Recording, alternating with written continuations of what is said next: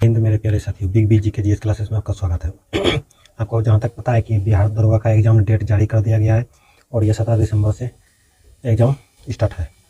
तो कहने का मतलब ये हुआ कि हम जो है कि आपका प्रत्येक दिन एक सेट लेकर के आते हैं, प्लस में घटना चक्र का, ऑल सब्जेक्ट का घटना चक्र का, जैसे हो गया आपका हिस्ट्री हो गया, पॉलिटी हो गया, ज्योग्राफी हो गया और साइंस का जीके जीएस प्रतियोगिता परीक्षाओं में जितने भी क्वेश्चन पूछे गए उसका क्वेश्चन करवाते हैं और प्लस में आपका साइड से भी कुछ जीके जीएस भी लेकर के आते हैं। तो इस तरह से तो चलिए बिना देर करते हुए हम क्लास को आगे बढ़ाते हैं। और जो लोग मेरे चैनल पे फर्स्ट टाइम आए वो सब्सक्राइब और बेल आइकन जरूर प्रेस कर लें ताकि हम अगला वीडियो जब भी डालें तो नोटिफिकेशन उसका सबसे पहले आपके पास पहुंच जाए। और खास करके अभी जो जीके जीएस का प्रैक्टिस करवा रहे हैं वो बिहार एसआई के लिए ही करवा रहे हैं। चलिए बिना देर करते हुए क्लास को आगे बढ़ाते हैं।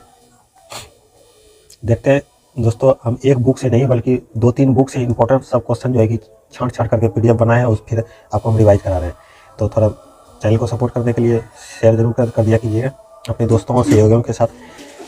रेगुलेटिंग एक्ट 1973 का सर्वोच्च न्यायालय की स्थापना कहाँ की गई थी? तो कलकत्ता में 1974 में किया था। रेगुलेटिंग एक्ट दरअसल 1973 में के द्वारा जो है सर्वोच्च न्यायालय की स्थापना की गई थी, लेकिन कलकत्ता में कब इसका गठन हुआ था? तो 1974 में। नेक्स्ट क्वेश्चन है, भारत को भारतीयों के प्रशासन में भाग लेने का अधिकार किस अधिनियम से प्राप्त हुआ?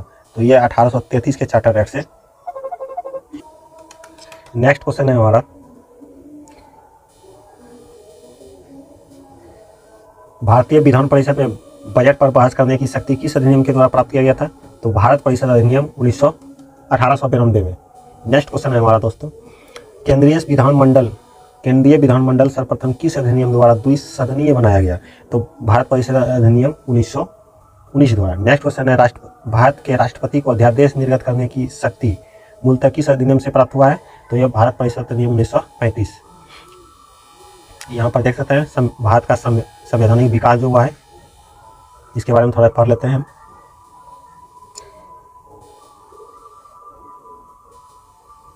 ईस्ट इंडिया कंपनी के अंतर्गत रेगुलेटिंग एक्ट 1973 में लाया गया था पहले ईस्ट इंडिया पढ़ लेते हैं, उसके बाद फिर ब्रिटिश क्राउन के अंतर्गत हम पढ़ेंगे, ठीक है। तो ईस्ट इंडिया रेगुलेटिंग एक्ट कब लाया गया था? तो 1973 में। पिट्स इंडिया एक्ट 1784 में और चार्टर एक्ट 1793 में लाया था। फिर चार्टर एक्ट दूसरा जो लाया गया था वो 1813 में। फिर तीसरा चार्टर एक्ट लाया था तो 1833 ईस्वी में। लास्ट में लाया गया था 1853 में। इसके बाद क्या हुआ? फिर ब्रिटिश यानी क्राउन का ताज आ गया, यानी कि उसमें एलिजाबेथ जो थी मतलब रानी के हाथ में ये शासन चला गया था। तो वहाँ से फिर भारत शासन अधिनियम कब लाया गया? लास्ट में जो लाया था 1853 में। उसके बाद उसको समाप्त कर दिया। भारत पर ईस्ट इंडिया कंपनी के अंतर्गत जो शासन किया था उसे समाप्त करके फिर पूरा शासन किसके हाथ में चला गया? तो महारानी के हाथ में यानी क्राउन के हाथ में चला गया। फिर जो इसका शासन स्टार्ट हुआ भारत शासन अधिनियम 1858 से। उसके बाद भारत फिर दोबारा जो हुआ 1861 में। फिर तीसरा जो हुआ 1892 में। फिर मार्ले मिंटो एक्ट जो लाया था फिर 1919 में आया, 1909 में आया था। फिर आपको पता है 1919 में अधिनियम में आया था। फिर लास्ट जो आया था हमारा भारत परिषद अधिनियम 1935 में। और उसके बाद फिर भारत हमारा जो देश आज़ाद हो गया था 1947 में। नेक्स्ट क्वेश्चन है, केंद्र में द्वैध शासन व्यवस्था किस अधिनियम द्वारा लागू की गई थी? केंद्र में द्वैध शासन बोलेगा तो यह हो जाएगा 1935 में। ब्रिटिश भारत में किस अधिनियम में संघीय शासन का प्रावधान है? संघीय शासन का प्रावधान जो है भारत परिषद अधिनियम 1935 द्वारा लाया गया था। नेक्स्ट क्वेश्चन है हमारा दोस्तों, अगर आपको क्वेश्चन अगर अच्छी लग रही हो और सेट बनाने में मज़ा आ रहा है तो लाइक, सब्सक्राइब और शेयर जरूर कीजिए। ऐसे ही हम आपको दोस्तों प्रत्येक सब्जेक्ट का जो है कि आपको जीके जीएस तैयारी करवाएंगे। और ये जब तक एग्जाम नहीं हो जाता बिहार दरोगा का, हम ऐसे ही प्रतिदिन करवाया करेंगे आप लोगों से। और बस आप लोग का थोड़ा सा मोटिवेशन चाहिए हमें।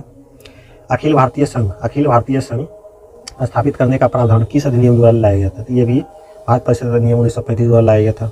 नेक्स्ट है, भारत के संविधान में केंद्र और राज्यों के मध्य किया गया शक्तियों का विभाजन भी इसी अधिनियम द्वारा किया गया था, यानी 1935 के अधिनियम से। एक निर्वाचित संविधान सभा द्वारा भारत के संविधान का निर्माण करने का प्रस्ताव किया गया था। एक निर्वाचित संविधान सभा द्वारा भारत के संविधान का निर्माण करने का प्रस्ताव किसके द्वारा किया गया था? तो यह हो जाएगा हमारा क्रिप्स मिशन द्वारा। नेक्स्ट क्वेश्चन है भारतीय संविधान सभा का गठन किसके अंतर्गत किया गया? तो संविधान सभा का गठन जो किया था कैबिनेट मिशन 1946 के अंतर्गत किया गया था। नेक्स्ट क्वेश्चन, कैबिनेट मिशन द्वारा प्रस्तुत योजना के अनुसार संविधान सभा में प्रांतों से प्रतिनिधियों का निर्वाचन किस अनुपात में किया जाता था? यानी 10 लाख जनसंख्या पर एक व्यक्ति चुना जाता था। नेक्स्ट क्वेश्चन है हमारा भारतीय संविधान का निर्माण करने वाली संविधान सभा के सदस्यों का चुनाव किसके द्वारा किया जाता था? तो विभिन्न प्रांतों के विधानसभाओं द्वारा चुना जाता था।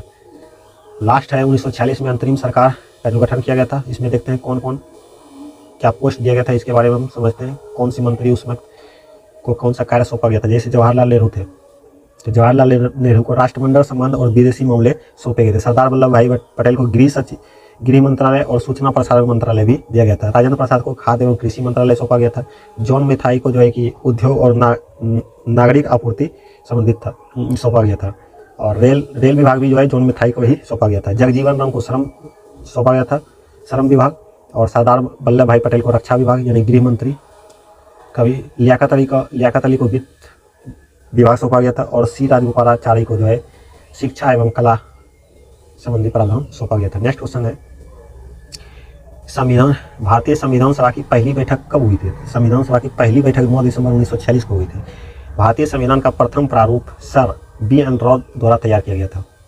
कहने का मतलब संविधान सभा के जो सलाहकार थे वो B.N. रॉ थे और प्रथम प्रारूप जो तैयार किया गया था वो इन्हीं के द्वारा किया गया था। नेक्स्ट क्वेश्चन है संविधान सभा का अस्थायी अध्यक्ष किसे चुना गया? तो डॉक्टर राजेंद्र प्रसाद को अस्थायी अध्यक्ष के रूप में चुना गया था। यह क्वेश्चन पूछ देता है कि अस्थायी अध्यक्ष किसे चुना गया था? तो अस्थायी अध्यक्ष जो है सच्चिदानंद सिन्हा को चुना गया था। वह कब चुना गया था? पहली बैठक, जिस दिन पहली बैठक हुई थी उसी दिन जो है सच्चिदानंद सिन्हा को क्या कहते हैं वो अस्थायी अध्यक्ष के रूप में चुने थे। संविधान सभा, नेक्स्ट हमारा संविधान सभा में पंडित नेहरू द्वारा उद्देश्य प्रस्ताव प्रस्तुत किया गया था। कब प्रस्तुत किया गया था? 13 दिसंबर को प्रस्तुत किया था। यानी कि कहने का मतलब पहला 9 दिसंबर को बैठक हुआ, उसमें सच्चिदानंद सिन्हा को अस्थायी अध्यक्ष चुना गया। फिर 11 दिसंबर को राजेंद्र प्रसाद को 11 दिसंबर 1946 को राजेंद्र प्रसाद को अस्थायी अध्यक्ष चुना गया। फिर 2 दिन बाद यानी 13 दिसंबर को जवाहरलाल नेहरू द्वारा जो उद्देश्य प्रस्ताव को पेश किया गया संविधान सभा। नेक्स्ट क्वेश्चन है हमारा, और इसको बोलेगा पेश तो किया गया था आपका जवाहरलाल नेहरू द्वारा जो उद्देश्य प्रस्ताव पेश किया गया था वह 13 दिसंबर 1946 को किया गया था। लेकिन संविधान सभा ने इसको स्वीकार कब किया था? यानी 27 जनवरी, माफ कीजिएगा 27 नहीं दोस्तों 22 जनवरी हो 22 जनवरी 1947 को स्वीकार किया था। नेक्स्ट क्वेश्चन है हमारा, यहाँ देखिए दिया हुआ है, हम तो नेहरू द्वारा उद्देश्य प्रस्ताव संविधान सभा में कब स्वीकार किया? तो यानी 22 जनवरी 1947 को। भारतीय संविधान के निर्माण काल में संविधान सभा में कुल कितने अधिवेशन हुए? तो 12 अधिवेशन। तो दोस्तों बहुत हुआ था, लगभग इसको संविधान को बनने में लगभग 2 वर्ष 11 महीने और 18 दिन का समय लगा था। लेकिन इसमें प्रत्येक दिन अधिवेशन होता था। लेकिन जो है कि आपका मुख्य अधिवेशन यानी कि मुख्य निर्णय जिस दिन लिए गए थे, तो बड़ा जो फैसला जिस दिन लिया गया था वह अधिवेशन लगभग 12 अधिवेशन हुआ था। नेक्स्ट क्वेश्चन है हमारा, भारतीय संविधान के निर्माण में संविधान सभा को कितना समय लगा था? तो 2 वर्ष 11 महीने 18 दिन। ये बताइए दे। भारतीय संविधान सभा के संवैधानिक सलाहकार B.N. रॉ थे। भारत की संविधान सभा ने वर्तमान रूप में राष्ट्रीय ध्वज को कब अपनाया गया? तो 22 जुलाई 1947 को, यानी राष्ट्रीय ध्वज को जो कब अपनाया गया संविधान सभा में? तो ये 22 जुलाई 1947 को। नेक्स्ट क्वेश्चन है हमारा,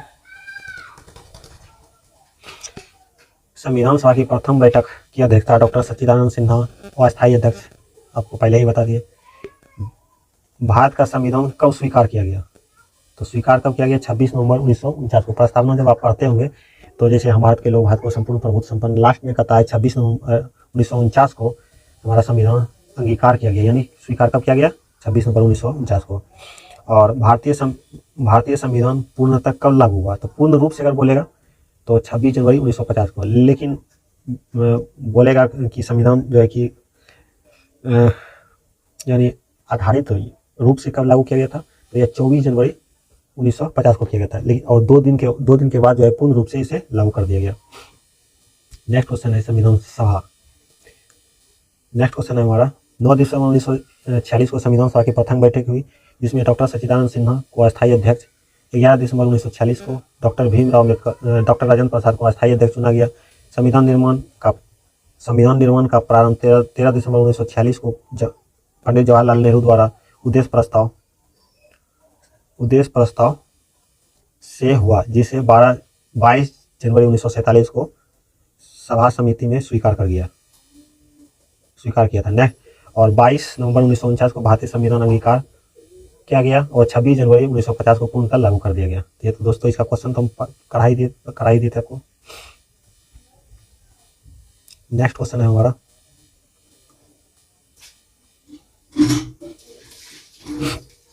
26 नवंबर 1949 को भारतीय संविधान किसके द्वारा अधिनियमित किया गया था? तो संविधान सभा द्वारा 26 नवंबर को 1949 को जो है कि संविधान सभा में जितने भी सदस्य थे तो उसमें अधिकांशतः सदस्यों द्वारा साइन करके संविधान को उसी दिन स्वीकार कर लिया गया था। जनगण मन को भारत के राष्ट्रगान के रूप में कब अपनाया गया था? 24 जनवरी 1950 को अपनाया गया था। भारत सरकार द्वारा अशोक स्तंभ को राष्ट्रीय चिन्ह के रूप में कब अंगीकार किया गया था? तो अशोक स्तंभ को भी 26 जनवरी 1950 को स्वीकार किया गया था। नेक्स्ट क्वेश्चन है हमारा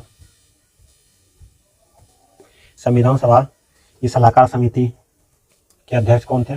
संविधान सभा के सलाहकार समिति के अध्यक्ष कौन थे? तो सरदार वल्लभ भाई पटेल थे। संविधान सभा की झंडा समिति के अध्यक्ष कौन थे? तो झंडा समिति, माफ कीजिएगा दोस्तों इसमें हमको गलत लग रहा है, झंडा समिति का जो है ना राजेंद्र प्रसाद नहीं होगी, JV कृपलानी होगा। ठीक है, JV कृपलानी,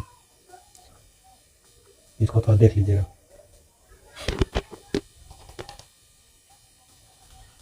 और ये भी आप देख लीजिएगा संविधान सभा के सलाहकार समिति जो है वल्लभ भाई पटेल नहीं बल्कि BN राव थे। नेक्स्ट क्वेश्चन है प्रमुख समितियां एवं उनके अध्यक्ष। संघ समिति पंडित जवाहरलाल नेहरू, ठीक है। संघीय संविधान समिति, ये भी जवाहरलाल नेहरू सही है। प्रांतीय संविधान समिति सरदार वल्लभ भाई पटेल, ठीक है। प्रारूप समिति भीमराव अम्बेडकर। मौलिक अधिकार एवं अल्पसंख्यकों समिति सरदार वल्लभ भाई पटेल थे, सही है।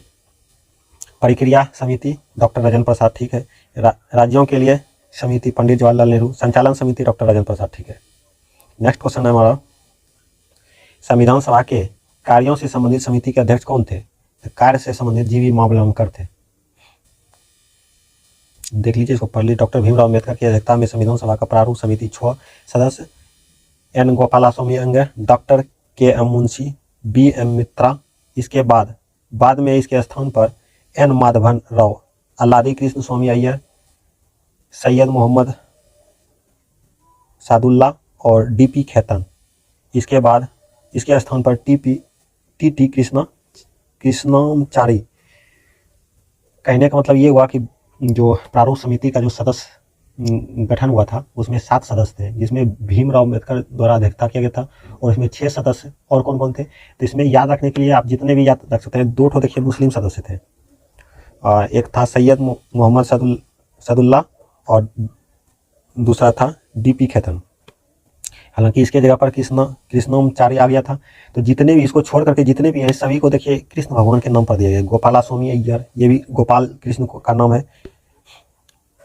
जैसे डॉक्टर KM मुंशी, इसके स्थान पर बाद में आ गया था देखिए माधव भी उसी को कहा जाता है। अल्लादी कृष्ण स्वामी अय्यर, ये भी उसी का नाम है।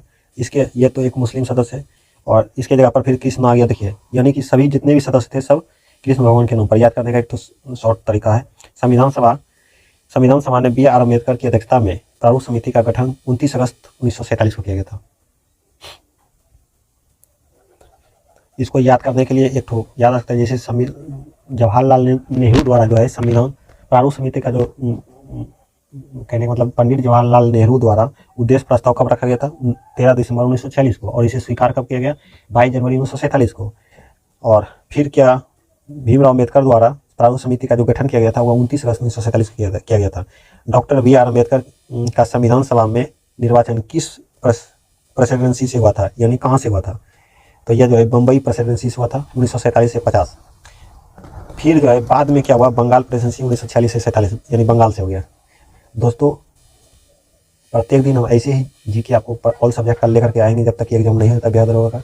आप लोग ये बताइएगा कि आज का जो ये जीके जीएस करवाए यानी प्रैक्टिस करवाए ये कैसा लगा, हमको कैसा लगा, इसके बारे में ज़रूर बताइएगा। और ऐसे ही अगर आप लोग चाहते हैं तो चैनल को सपोर्ट कीजिए और शेयर कीजिए। और चलिए, कोई भी ऐसा सार्वजनिक कार्य करने से आपको खुशी मिलती है तो उसे मत करिए। धन्यवाद।